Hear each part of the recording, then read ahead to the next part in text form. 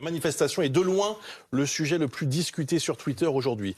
Et il y a 2 vidéos chocs, je ne sais pas si vous les avez vues, Patrick, qui sont reprises par chacun des 2 camps d'ailleurs, les pros et les anti-manifs. C'est vrai que les réseaux sociaux sont pas étrangers aussi à cette tension dont vous parliez. Aujourd'hui, c'est 2 blocs, 2 ambiances encore une fois. D'abord, les pro-manifestants qui relayent cette arrestation d'une infirmière en plein chaos sur l'esplanade des Invalides à Paris. Elle a été filmée sous tous les angles. Voici la nôtre. Plusieurs versions circulent. Sur toutes, on voit les policiers la tirer par les cheveux. On l'entend réclamer sa ventoline avant d'être maintenue, voire écrasée au sol par 4 policiers. Ça dure.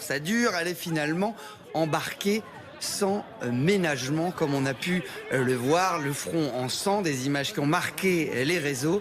Cette femme, c'est ma mère, confie sa fille dans un tweet qui est liké plus de 70 000 fois et ça monte en direct au moment où je vous parle. 50 ans, infirmière, elle a bossé pendant 3 mois entre 12 et 14 heures par jour. Elle a eu le Covid. Aujourd'hui, elle manifestait pour qu'on revalorise son salaire, qu'on reconnaisse son travail. Elle est asthmatique, elle avait sa blouse, son badge, elle fait 1m55 et d'ajouter que sa mère est toujours en garde à vue ce soir. Mobilisation est donc lancée sur les réseaux. La CGT 94 exige la libération de cette infirmière interpellée pendant la manifestation et appelle à un rassemblement. Nous y sommes en direct avec les images donc de BFM TV devant le commissariat du 7e arrondissement pour la soutenir, pour réclamer sa libération. Alors il y a quand même, je vous le cache pas, des internautes qui hésitent, qui aimeraient savoir ce qui s'est passé juste avant cette arrestation. Eh bien Bruce, BFM l'a filmé, ce qui s'est passé juste avant, et dans les images tournées par notre reporter, on les a même diffusées en direct sans savoir encore que cette infirmière allait devenir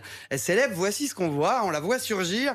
On sait 1 minute et 50 secondes très précisément avant cette fameuse arrestation, et vous la voyez lancer des projectiles, des morceaux de bitume sur les forces de l'ordre.